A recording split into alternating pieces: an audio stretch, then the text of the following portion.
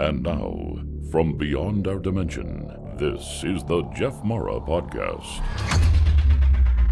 Here's Jeff. My guest is Sandy Clark, who had a near-death experience due to being shot, which we're going to learn about today. Sandy, thank you for joining me and welcome. Well, thank you for having me. I appreciate it. I don't know how much I can throw onto the near-death experience because it was brief, but it stays with me and resonates with me every day. All right. Well, let's start with a little backstory and go from there. Okay. I was married a second time for 10 years to a man who was, I know now, was emotionally and verbally abusive. So we were in the throes of a divorce, and it was New Year's Eve. And I knew that I had 2 children from a first marriage, and he had 3 from his first marriage. And all the kids were out at parties and sleeping over at their friends. So I decided I wasn't going to be home when he was there. I didn't want to be in the house by myself. So I went out, and I came back on New Year's Day, January 1st. And he was there. The kids were home. And he wanted to have a conversation about having a reconciliation because I was going to divorce him. And I said, no, I am going to sleep. So I went upstairs. The kids were all doing things on their own. And one daughter had a friend over, and they were keeping busy. And I went to bed. He came in to my room and wanted to have a conversation with me, which turned into an argument. He wanted me to have a reconciliation. And again, I said no. So he left. Before I knew it, I went back to sleep, and then I heard something, and he was standing beside me, maybe a foot away from me, and said, "You're not going to leave me, you bitch, I'm going to kill you." And I looked up and saw a rifle pointed at my head, and he shot me through the head. And it was at that point that I had the out-of-body experience. I was in such a peaceful place, quiet, peaceful, and I was looking down at myself on the bed and saying to myself, well, you're never going to make it, so just keep walking. And as I turned, I was like in a tunnel, quiet, light, and my grandmother was standing at the end of the tunnel. I looked back down again and thought, no, there's no way I can survive this. And I kept walking, and I was at peace, absolutely peace. And then I heard my daughter's voice. "Did you hit my mother?" "No, I shot and killed her." I was able to turn, and she came into the room, saw the rifle lying on the edge of the bed, and ran out. And it was at that moment that I was literally, I can't say I remember even going back into my body, but I was catapulted. That's the only word I can say. I was catapulted off the bed. And I walked down the hall and down 2 flights of stairs where my daughter was calling 911 in the kitchen. Apparently he had gone out to start his car and came back for his briefcase and saw me standing there. And he knew he only had 1 bullet, so he chose the next best weapon, which was a butcher knife. And I felt it in my back. I turned around, I saw the blade. I kept saying to myself, I used to own a hair salon. I kept saying to myself, well, you need to go to work. So this is all crazy. It sounds so crazy. I've been shot, and now I'm logically thinking, don't put your hands near the blade. You're going to have to work. And I started backing out the kitchen door. And at that point, his 15-year-old son came and pushed his father, grabbed the knife, threw it, and actually came back and got all the rest of the knives in the drawer and took it the other side of the house by the pool. And I somehow walked to the neighbor's house waiting for an ambulance. That's it. I wish I could give you more on the afterlife, but I can't. It was just so brief, but so amazingly peaceful that I was not afraid of anything. It was remarkable. Sandy, thank you for sharing your experience with us. When you saw your grandmother, what age did she appear to be? She was at the age like when she died. She was She was the grandmother that would, when she'd babysit and I'd do something like I was a crazy kid, she would chase me through the house with a wire hanger. She was hilarious, but she'd never catch me. So she was the same. She was the same as she passed. And she ended up in a nursing home, I think, for 3 years and couldn't even get out of bed. But I would go and visit her regularly. So, yeah, she was the same age. Did she say anything to you? Not a thing. No, it was just the briefest. I wished my daughter hadn't said anything sooner, but had she not, I would be dead. After you were shot, was it instantaneous that you were awake into the tunnel, or was there some time delay? No, it was instant. I was shot and like floating, looking down at myself, then seeing the light in the tunnel and my grandmother there. And no, it was instant. There was nothing in between. Did you feel the pain of the shot? Nothing. No, I didn't even feel no, you don't feel any pain. I think your body just goes right totally into shock. So no pain. No pain with the knife either. I mean, the knife tip, it was a violent attack. I mean, the knife tip broke off inside me. It hit one of my bones, my spine, I think. You did look back and see your body laying there, and it was obviously bloody and injured, right? Oh, totally. My face was like half gone and blood everywhere. Oh, I knew. I said to myself, there's no point in going back there because you're never going to make it. And as soon as I heard my daughter's voice, that was instantaneous. I was gone. I was back and really catapulted off the bed. I wasn't like struggling to get out. I don't know how I managed it to walk as far as I did. It's fascinating because a lot of times near-death experiencers, when they remember a family member, it's instantaneously that they go back to their body, which again happened. Yeah, which again happened to you. Interesting. Would you say that before your daughter called out your name, had you forgotten about her? Oh, I was just focused on myself. Mm-hmm. Nothing else. I didn't think of anything. I didn't even think about, oh, he shot me, or I didn't think of anything. All I thought was, they're not going to make it. There's no way you can go back there because you're not going to make it. I mean, the injuries are too serious. After your NDE, over the years, have you thought about that? What your purpose is here, and was it meant to be that you're still here? Well, I haven't thought about it.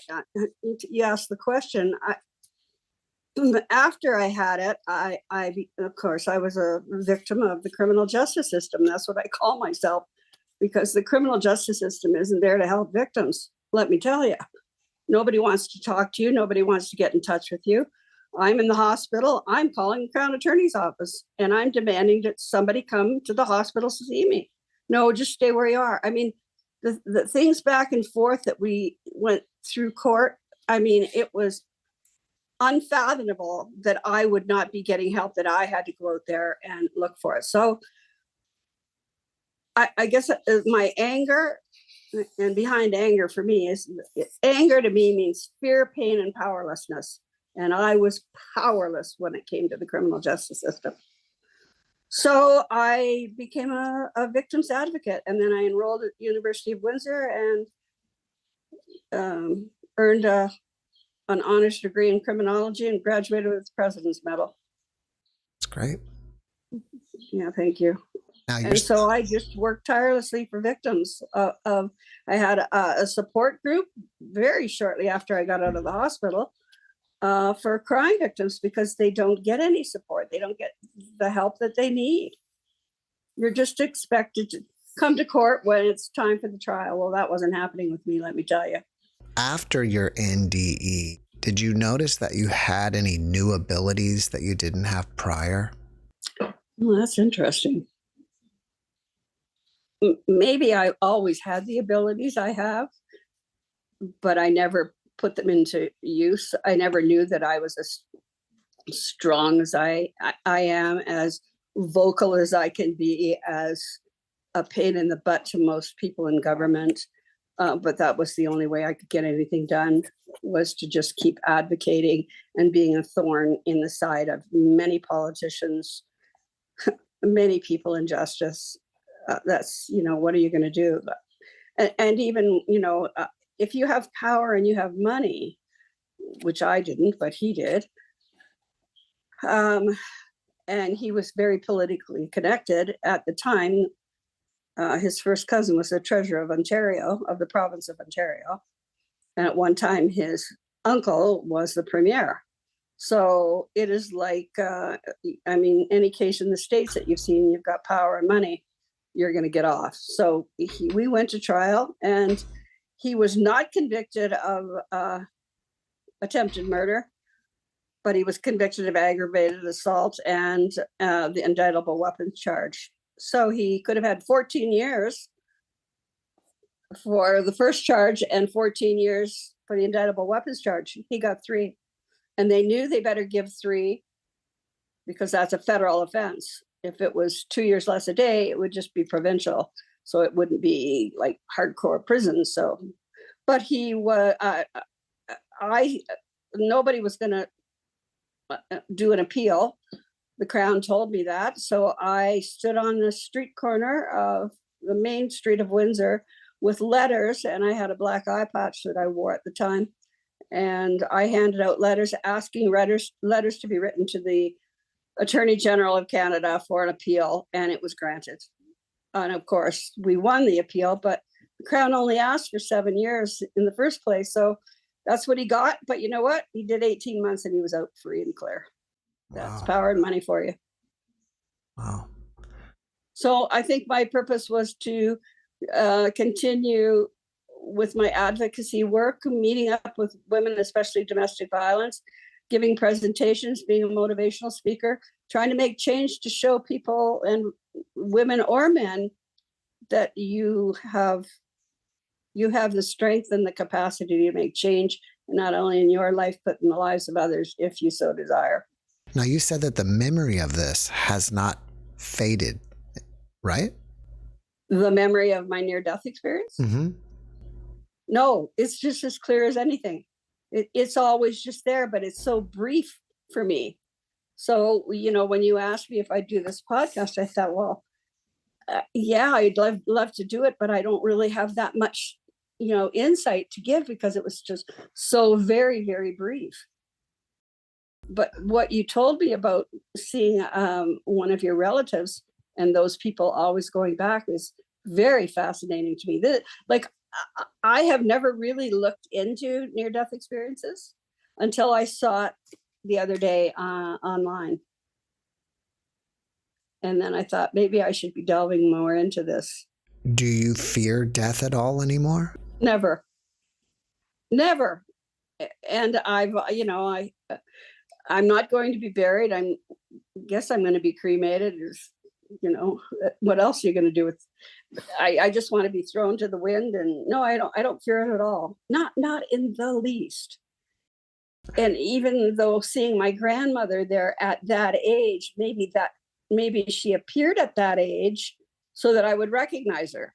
Is that how we die? Or do we, am I going to, if I die tomorrow, am I going to look like this forever? God forbid. So, I haven't really looked into near-death experiences very much until I saw this website. And then then you asked if I'd like to do a podcast, and I thought, well, I'm not going to be much help for near-death experience because it was so brief. When you were over there, was it dreamlike or was it more real than here? Well, I didn't see anything except like this tunnel with a light at the end of it, with her standing kind of in a doorway kind of thing, and me walking towards it. And so there was nothing really, it was just very peaceful and dead silence. So, yeah, I wish I could help you more with it. I wish it had gone on longer, but that wasn't to be, or I probably would not have made it. After your NDE, did you change religiously or spiritually in any way? No, I'm not a churchgoer. I don't sit and read the Bible all day. I wonder about the Bible. I wonder how that really got written. And I have, you know, I don't read the Bible. I don't get into it, but I've always been a very spiritual person. I always have believed that there's life after death. My religion or whatever, no, I believe being a good person and doing the right thing. And if you see something that's wrong, you try to change it or report it or do something about it, but you don't just ignore.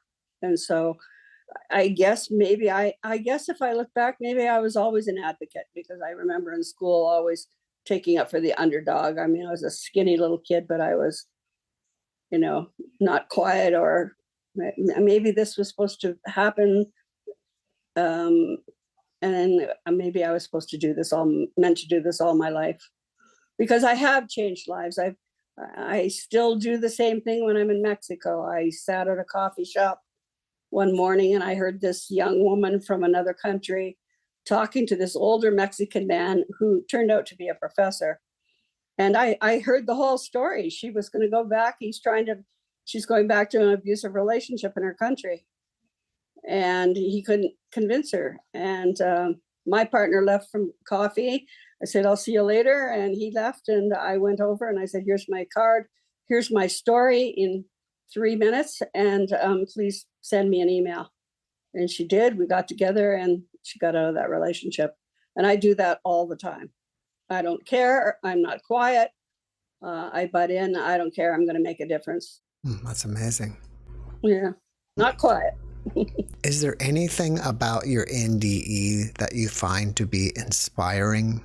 Well, the inspirational part is to have, I always believed in life after death, is to have experienced that with my grandmother. So to confirm for me my belief. So I mean, it was just so brief as I sit here talking about it, and I really have never talked about it. People know about it, and we don't get into any in-depth conversation because it was such a short period of time. But I wished it had been longer. It was peaceful, I'll tell you that. When you were first over on the other side, was there any thought going through your head like, oh, wow, I guess we do go on, death isn't the end? No, I was too busy looking at myself on the bed saying, no, you can't go back, you'll never make it. And looking at my grandmother and taking steps towards her. No, there was no other thought. It was just what was going on with me at that moment. If you had a friend that was grieving over the loss of a loved one, what kind of advice would you give your friend? Well, that's really interesting, because when people die, I've seen it happen so many times.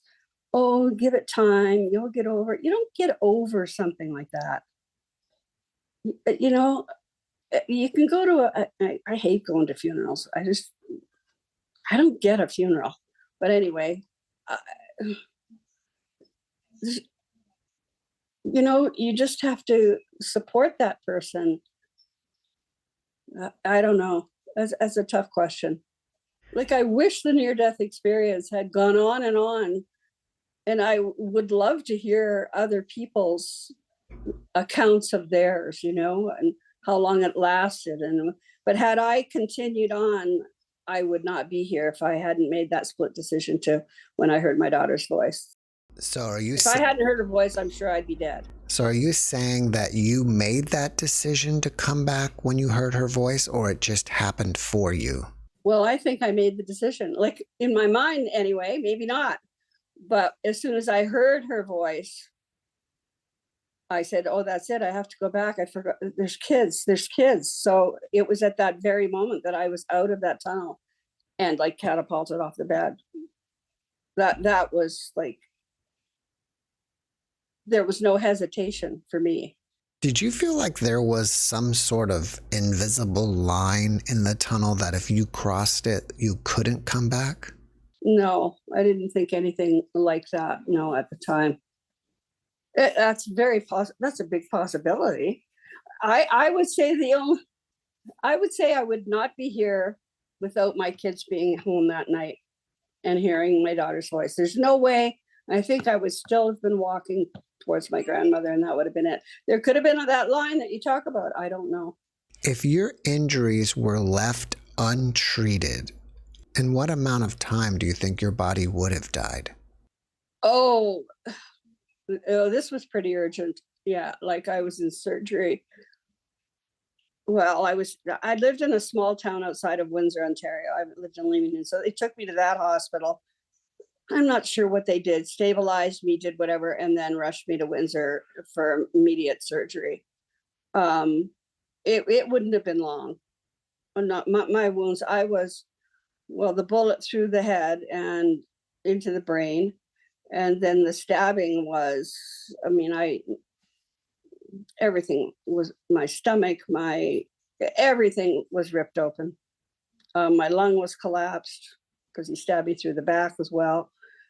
Yeah, I had 34 separate internal injuries. I wouldn't have made it without help immediately and stabilization and getting to the hospital in Windsor. All right. And since then I've had, I can't even tell you how many surgeries. 34, I think. Yeah. You mentioned that you wish that it would have lasted longer. Is it because you felt amazing over there, or an enormous amount of love? It was absolute peace. I had no fear, no feelings of anything except just peacefulness, love, like acceptance, everything. Like it would have been okay if I kept walking. It wouldn't have, it wasn't this mad decision for me to make. Oh, I should go back. I should do that. No. I would have stayed right where I was, except for hearing my daughter's voice. And I think I heard her voice because I wasn't meant to cross over. I was meant to go back. I was meant to go back, and I was meant to do the work I did for 25 years. I really believe that. After watching this podcast, people may want to reach out to you and ask you questions. Are you open to that? Sure. You mean by writing? Emailing you, or I guess on Instant Messenger or Facebook Messenger? Yeah, Instant Messenger, whatever. Yeah. Mm-hmm. Well, before we finish up, can you give us one last positive message? Never give up. I never give up with anything. I was always a pretty strong kid and had my own opinions and did what I wanted to do. But, everybody has doubts in their minds. Am I good enough? You're always good enough, and you're always strong enough, and you always must believe in yourself. Sandy, thank you for that message, and thank you for being my guest. Well, thanks very much, Jeff, and it was very nice meeting you. Likewise. Okay, take care. You too. Thanks for watching the JeffMara podcast. I really appreciate you. Another way to show support is through YouTube memberships. And if you do, there are loyalty badges and other perks depending on your level of membership. All you need to do is click the join button underneath the video to find out more. Thank you for your support.